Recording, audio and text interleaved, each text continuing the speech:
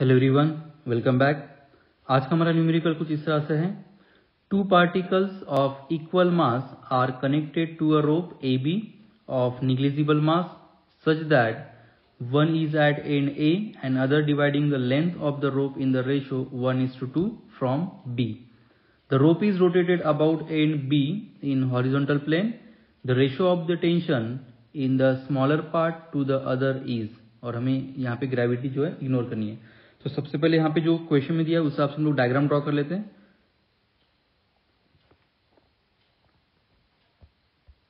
तो समझो ये एक स्ट्रिंग है, यहाँ पे ये जो एंड होगा ये ए एंड है और समझो ये वाला बी एंड है। ओके, तो अब यहाँ पे क्या कहा है कि एक जो मास है इट इज कनेक्टेड एट ए, मतलब एक मास यहाँ पे हम लोग कनेक्ट कर देंगे एम, और दूसरा मास कुछ इस तरह से कनेक्ट किया है कि वो पूरे स्ट्रिंग को 1:2 में डिवाइड कर देता है फ्रॉम बी। तो जैसे हमने कहा कि ये बी एंड है तो डेफिनेटली दूसरा मास जो है वो यहाँ पे होना चाहिए, सो दैट ये इस पूरे स्ट्रिंग को एल और इसको मैं ट्वाइस एल बोल दूंगा, मतलब 1:2 में ये डिवाइड कर देगा। राइट, तो हमें यहाँ पे फाइंड करना है tension in the smaller part, मतलब इस स्मॉल स्ट्रिंग का टेंशन डिवाइड बाय ये दूसरी स्ट्रिंग का टेंशन। ओके, तो चलो यहाँ पे देखो ये जो स्ट्रिंग है जिसमें दो मासेस अटैच किए गए, ये एक सर्कुलर मोशन परफॉर्म कर रहे हैं कुछ इस तरह से। राइट, और सर्कुलर मोशन के लिए जरूरत होती है सेंट्रीपेटल फोर्स की। So this centripetal force in this case is given by the tension in the string.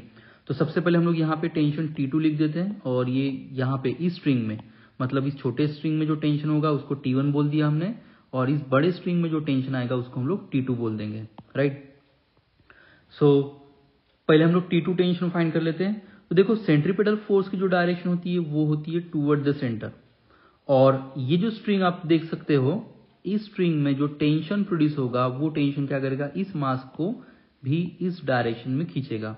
तो इस केस में टेंशन जो है it provide the necessary centripetal force, और टेंशन की डायरेक्शन जो है वो ये भी टुवर्ड द सेंटर है, मतलब मैं बोल सकता हूं कि this tension will provide the necessary centripetal force mv²/r। ये जो फॉर्मूला इसको हम लोग अलग फॉर्म में लिखते हैं क्योंकि यहाँ पे हमें लीनियर वेलोसिटी नहीं पता है, तो मैं लिखूंगा इसको m⍵²r। यहाँ पे m क्या है, mass of the block, omega is the angular speed, और r क्या होता है, r is the distance of the block from the axis of rotation.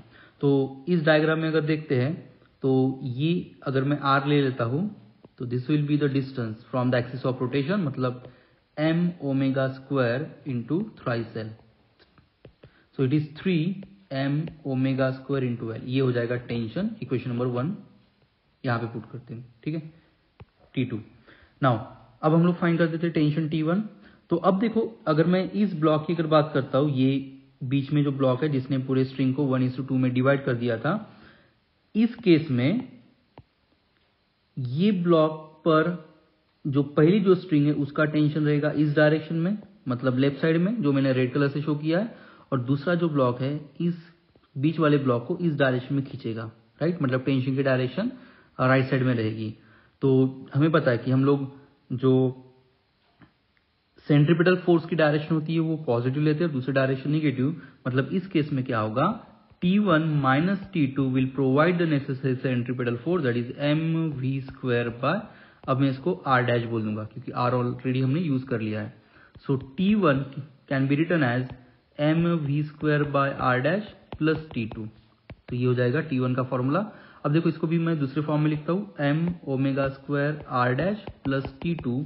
So m⍵², यहाँ पे r' मतलब क्या है, ये जो ब्लॉक है इसका distance from axis of rotation कितना है, ये देखो l है, तो ये हो जाएगा l प्लस T2 की वैल्यू है हमारे पास 3 टाइम्स m⍵²l।